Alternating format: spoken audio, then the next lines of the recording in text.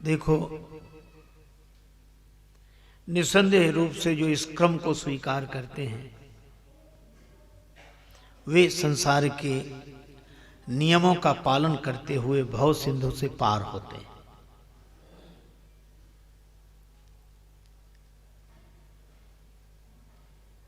तीन देवताओं की बात कही, ब्रह्मा जी, भगवान विष्णु और भगवान शिव। और वेदों में सिद्धांत भी तीन है, वेदत्रय सिद्धांत,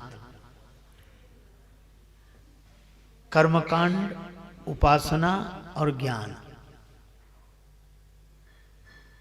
सारे कर्मकांड का प्रतिनिधित्व मानो श्री ब्रह्मा जी करते हैं और भक्ति भावना का समाधान भगवान विष्णु करते हैं और ज्ञान निष्ठा का आदर भगवान शिव में दिखाई देता है। और कितनी अद्भुत बात है, किसी भी कार्य का जन्म कर्म से, उसका पालन प्रेम से और उसका संहार विचार से। तीनों की आवश्यकता है, कर्म की भी, उपासना की भी और ज्ञान की भी। यही महाराज श्री दशरथ जी के तीन विवाह हैं। क्रिया शक्तिश्च कैकेयी, माता कैकेयी को क्रिया शक्ति कहा, कौशल्या माता को ज्ञान शक्ति कहा और सुमित्रा जी को उपासनात्मिका कहा। इन तीनों से विवाह करने के बाद सद्गुरु कृपा हुई, गुरुदेव वशिष्ठ जी की कृपा। यज्ञ हुआ, यज्ञ में अग्निदेव प्रकट हुए खीर का प्रसाद लेकर। मानो यह कथा संकेत करती है कि भगवान को पाने के लिए इन तीन निष्ठाओं से नाता जोड़ना पड़ेगा, ब्रह्मा जी के कर्मकांड से, भगवान विष्णु की भक्ति से और भगवान शिव के ज्ञान से। लेकिन इन तीनों से नाता जोड़ने के बाद भी दशरथ जी को भगवान नहीं मिले। इन तीनों से कोई नाता जोड़ ले, कर्मकांडी हो जाए, उपासक हो जाए, ज्ञानी हो जाए, लेकिन बिना गुरुदेव के, गुरु बिन भव निधि तरही न कोई,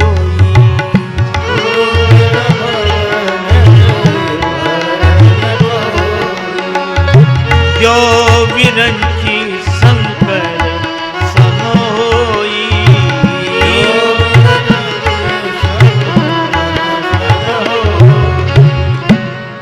अब इसमें भी गुरु बिन भवनिधि तरई न कोई, जो विरंची शंकर भगवान नारायण। पर गुरुदेव की युक्ति अलग है, इन तीनों से परे है। दशरथ जी को जब लाभ नहीं हुआ तो गुरु जी के पास गए और गुरु जी को अपना दुख सुख सुनाया। दुख क्या है? भगवान नहीं मिले, यही दुख है। सुख क्या है? भगवान से मिलाने वाले गुरुदेव मिल गए। भगवान ने वचन दिया, हाँ। अब फिर वही तीन की कहानी। भगवान ने एक बार नहीं, तीन बार वचन दिया, सत्य सत्य पन सत्य हमारा। सृष्टि के तीन रूप, उत्पत्ति पालन प्रलय, तीन देवता ब्रह्मा विष्णु शिव। और दशरथ जी ने तीन निष्ठाओं से नाता जोड़ा।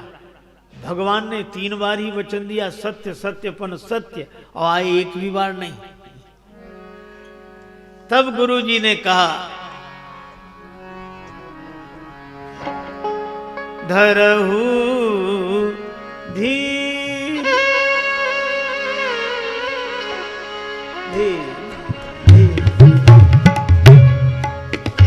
हे राम, धरहु होई है सुत चारी, धरहु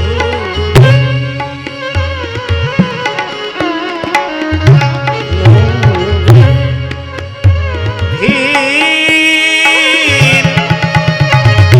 धीर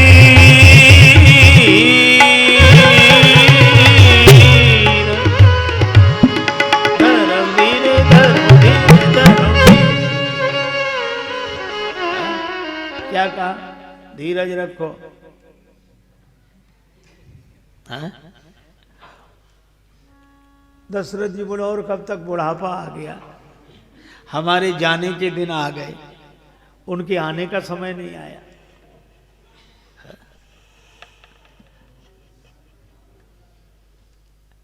गुरु जी बोले चिंता मत करो, भगवान ने 3 बार वचन देकर आने का प्रयास नहीं किया, अब मैं वचन देता हूं उनको, तुम्हारा चौथापन आया, भगवान को भी 4 रूपों में आना पड़ेगा। धरो धीर हुई हैं सुत चारी। अब बोलो ये कोई नियम है? पर आप तो वाक्यम प्रमाणम, गुरुदेव के वचन पर विश्वास। गुरुजी मुझे भगवान 4 रूपों में मिलेंगे? हाँ, तो फिर मुझे क्या करना पड़ेगा? बोले तुम्हें कुछ नहीं करना है, तुम्हें तो यही करना था जिसके करने की देरी हुई, लेकिन समय अब आया। अब तुम घर बैठो, और घर बैठे तुम्हें भगवान से न मिला दूं तो मेरा नाम नहीं। और गुरुदेव तो घर बैठने वाले को ही भगवान से मिला देते हैं। और घर में बैठने का मतलब अपने घट में बैठ निरंतर नहीं किसी के घर जा, अपने भीतर बैठना और भगवान से यही मिला देंगे गुरुदेव। मेरा मुझ में गुम था, मुझे मालूम न था। श्रृंगी ऋषि को गुरु जी ने बुलाया, यज्ञ गुरु जी ने कराया, आहुति गुरु जी ने दिए। भगति सहित मुनि आहुति दी,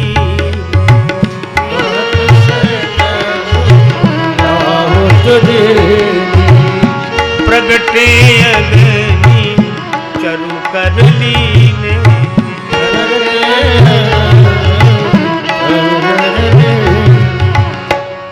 अग्निदेव प्रकट हुए हवि का खीर का प्रसाद लेकर। दशरथ जी ने हाथ जोड़े, हमारी प्रार्थना पर आप प्रकट हो गए।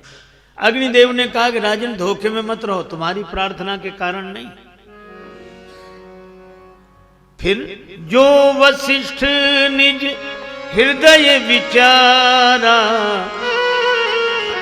सकल काज भा सिद्ध तुम्हारा।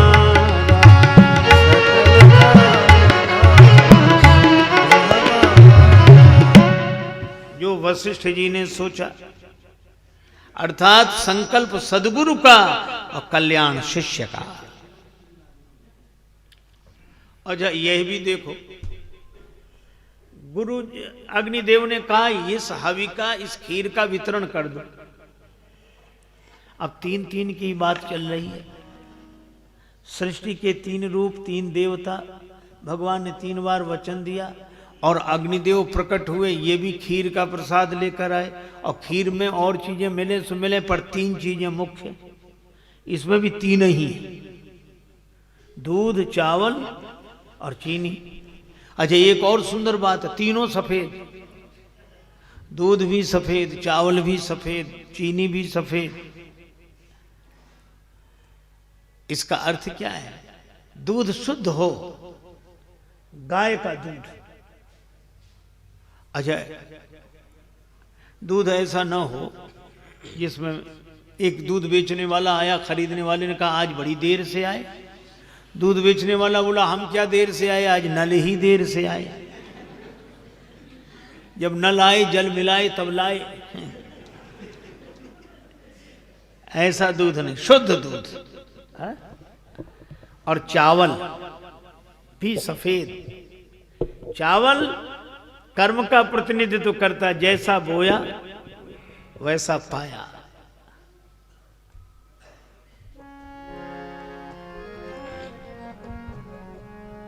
जैसा हम बोते हैं वैसा ही फल मिलता है। शुद्ध कर्म, शुद्ध कर्म धर्म का स्वरूप। लेकिन एक बात है, खीर में कितना ही बढ़िया दूध हो और कितनी उत्तम चावल हो, पर शर्करा चीनी न मिली हो, स्वाद आ ही नहीं सकता है। चीनी के बिना खीर मीठी नहीं हो सकती। इसी तरह ज्ञान कितना भी उत्तम हो, कर्म कितना भी उच्च कोटि का हो, पर बिना भक्ति के जिंदगी कभी मीठी नहीं हो सकती। अच्छा, शर्करा की एक विशेषता है, खीर में ढूंढो तो मिलेगी नहीं, वो ऐसी मिल जाती है कि पकड़ने में नहीं आती, पर दूध को चावल को मीठा कर देती है। भक्ति की यही विशेषता है कि यह दिखाई नहीं देती, पर जिसके जीवन में भक्ति माता प्रतिष्ठित हो जाती हैं, उसके ज्ञान को और कर्म को मीठा बना देती हैं यही। और इस खीर को जो पान कर ले, अपने भीतर उतार ले, उसी के भीतर से भगवान प्रकट हो जाते हैं। यह श्री राम। तो यह नियम तो यही है क्रम से। अच्छा, इसीलिए भगवान भी प्रकट कब हुए? चैत्र में। चैत्र में हुए नहीं। नवमी तिथि मधुमास पुनीता, नवमी तिथि मधुमास पुनीता, शुक्ल पक्ष अभिजित हरि प्रीता, शुक्ल पक्ष नवमी तिथि मधुमास चैत्र। चैत्र में क्यों? चैत्र में ये नियम पूर्वक भगवान का मिलना है। नियम पूर्वक इसलिए कि आप खेत में बीज आज बोते हैं, फिर सींचते हैं, फिर फसल अंकुरित होती है, रखवाली करते हैं, और फसल का फल कब मिलता है? चैत्र में। चैत्र में ही तो काटते हैं फसल। फसल चैत्र में मिलेगी, लेकिन उसकी शुरुआत नियम पूर्वक पहले से होगी, तब तो आगे जाके चैत्र में फसल मिलेगी। इसी तरह भगवान को नियम पूर्वक पाना हो तो कर्म, उपासना, ज्ञान, सद्गुरु कृपा, और अंत में चैत्र में वह फल प्राप्त हुआ भगवत प्राप्ति के रूप में। और अकेले राम जी नहीं, चारों फल मिल गए। श्री राम, लक्ष्मण, भरत और श्री शत्रुघ्न, ये चारों फल प्राप्त हुए। पर चलो विनोद की बात एक बताएं। भगवान राम आए चैत्र में, है शुक्ल पक्ष अभिजित हरिप्रीता, और भगवान श्री कृष्ण आए भादों में, और वो भी रात के समय, कुछ दिखाई नहीं पड़ रहा है। कृष्ण पक्ष। एक बार कोई सज्जन सुना रहे थे कि पंडा जी भंग छाने बैठे जमुना किनारे, और जितने पंडा सब, इतने में एक यजमान आया। तो एक पंडा जी संकल्प कराने लगे, जल ले हाथ में, हाथ में मासा नाम उत्तमे माँ से सब बोलते गए, और फिर बोलते बोलते बोले था शुक्ल पक्ष, बोले कृष्ण पक्ष है। भंग के तरंग में बोल गए कृष्ण पक्ष है। और जितने थे पंडा, जब वो पंडा तो दूसरे की सुनने के लिए ही व्यग्र रहते कि कहाँ गलती हुई। जहां सुना रहे बोले ये झूठ बोलता है, झूठ बोलता है, किस पंडा के पास गए? अब उसका भी नशा उतरा कि बोल तो गलत गए, लेकिन वो भी पंडा था। अरे बोले जाने दो, हम ही सच बोलते, ही सब झूठे हैं। क्या झूठे हैं? शुक्ल पक्ष को तुम कृष्ण पक्ष कह रहे हो। बोले जाने दो, ये वृंदावन है, यहाँ तो कृष्ण ही पक्ष है, शुक्ल पक्ष कहाँ? हमेशा कृष्ण पक्ष है, कृष्ण ही पक्ष है। तो राम जी आए शुक्ल पक्ष में, और श्री कृष्ण भगवान कृष्ण पक्ष में, और रात्रि के अंधेरे में। लेकिन दोनों में समन्वय है। क्यों? अगर भादों में पानी न बरसे तो चैत में फसल होगी? हो ही नहीं सकती। बिना वर्षा के चैत्र का फल मिलने वाला नहीं है। इसी तरह रात्रि के अंधेरे में भगवान श्री कृष्ण आए तब कुछ समझ नहीं आ रहा है, तब कुछ दिखाई नहीं पड़ रहा है। इसी तरह जब कोई खेत में बीज बोता है तो कुछ समझ में नहीं आता है कि फसल होगी, लेकिन विश्वास पूर्वक कोई बीज बोए, रखवाली करे तो एक दिन चैत्र में फसल होगी। यही भगवान राम का प्राकट्य है, ये नियम पूर्वक। लेकिन कुछ लोगों को बिना नियम के मिले भगवान, वो अपवाद है। उनमें ज्ञान कर्म भक्ति नहीं। अच्छा, एक बड़ी अद्भुत बात है, इन 3 सिद्धांतों के साथ 3 और जुड़े हुए हैं। कर्म, उपासना, ज्ञान। कर्म का प्रतिनिधित्व करते हैं होता है ब्राह्मण के द्वारा, भक्ति का प्रतिनिधित्व होता है संतों के द्वारा, और ज्ञान का प्रतिनिधित्व होता है गुरु जी देव के द्वारा। ब्राह्मण के बिना जीवन धर्ममय नहीं हो सकता। इसीलिए प्रथम ही विप्र चरण अति प्रीति, प्रणवो प्रथम महीसुर चरणा। अच्छा, इसीलिए प्रताप भानु का प्रसंग है। ब्राह्मणों के अनुसार चलते तो जीवन राममय हो जाता, पर ब्राह्मणों को अपने अनुसार चलाने की चेष्टा की तो रावणत्व आ गया जीवन में। यह है कर्म का नियम बदलने का दुष्परिणाम है। लेकिन भक्ति के क्षेत्र में वहां ब्राह्मण की नहीं, वहां संत की महिमा है। असमम भगति सुगम सुखदाई, सो बिनु संत न काहू।